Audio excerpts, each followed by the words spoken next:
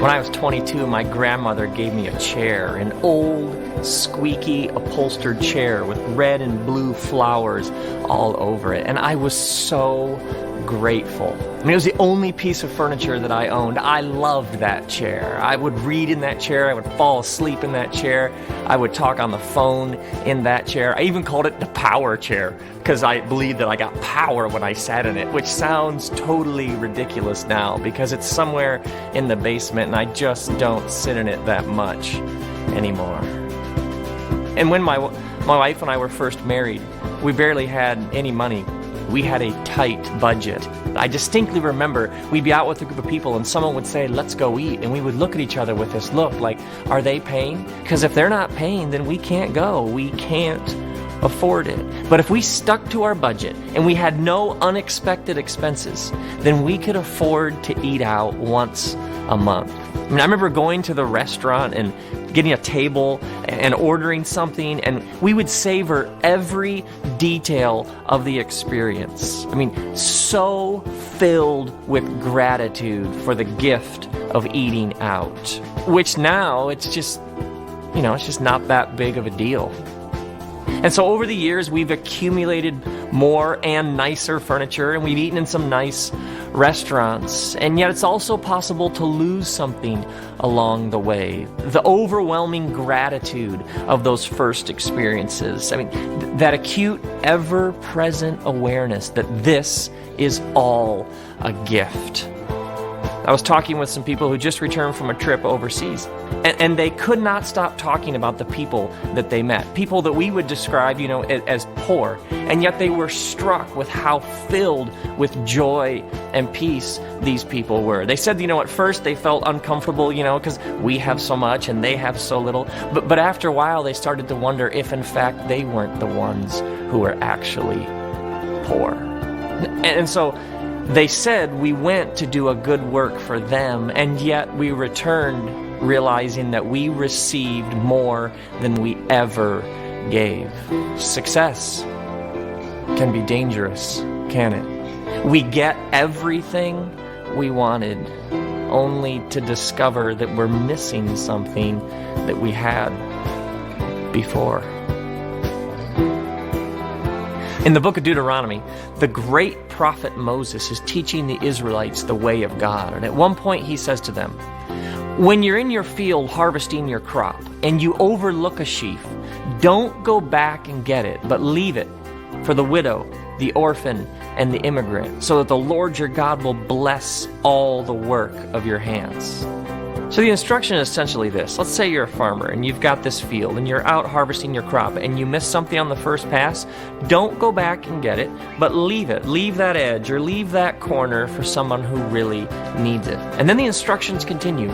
And when you're beating your olive tree, don't go back over the branches a second time, but leave the olives that you didn't get on the first pass for the widow, the orphan, and the immigrant. And when you're harvesting your grapes, don't go back over the vines a second time, but leave the grapes that remain for the widow, the orphan, and the immigrant.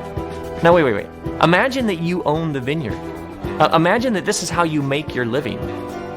And you spend all this time trimming and pruning, and you make sure that the grapes are healthy, and you make sure that the vines have enough water, and you spend all this time preparing for the harvest. And now you're told that whatever grapes that you can't get on the first pass, whatever you miss, you have to leave for somebody who hasn't done all the work that you've done. That's not fair. Why should somebody who hasn't done all the work that I've done, come on to my land and take my grapes, my olives, my grain that I missed on the first pass. But the teaching isn't over. It ends with this line: remember that you were slaves in Egypt.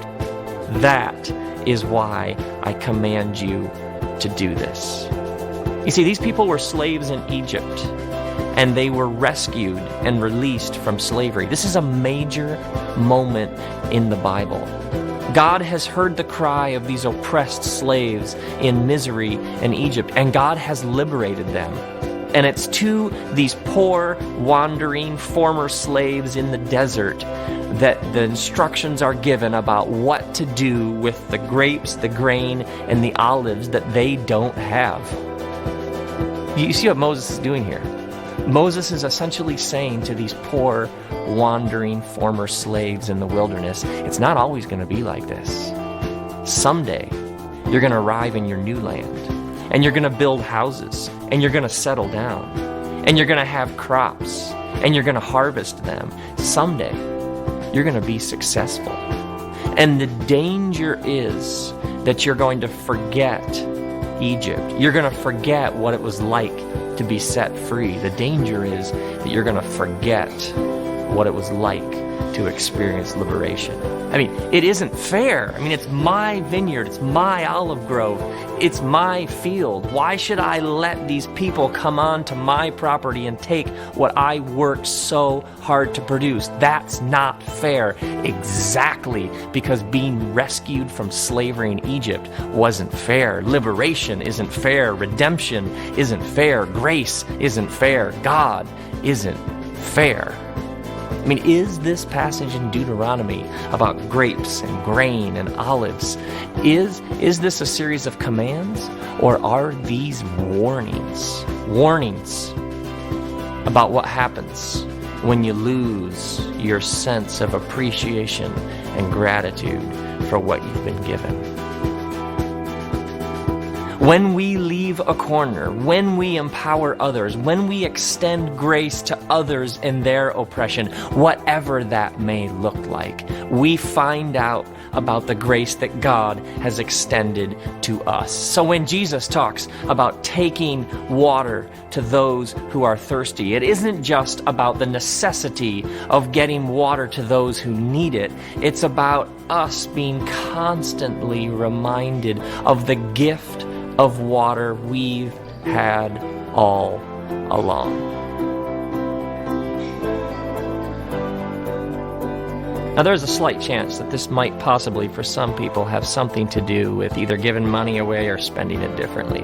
But this is ultimately about the far larger truth that if we each don't find some suffering and do something about it, we may become miserable. Our achievement, our education, our wealth, our time, and our money, they'll turn on us if we don't spread them around.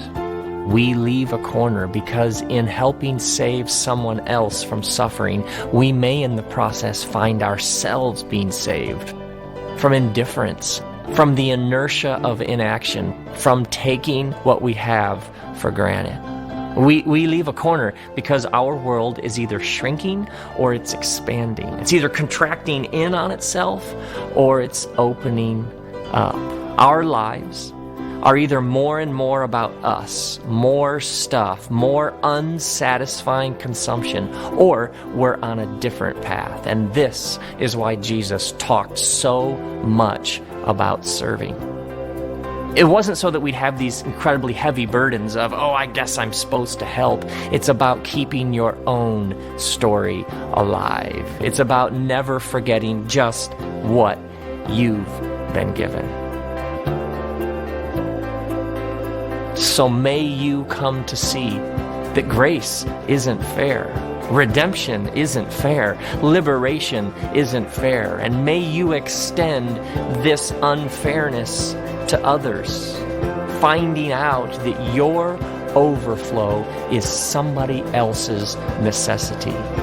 May you find somebody who needs what you have, only to discover that they had what you needed all along.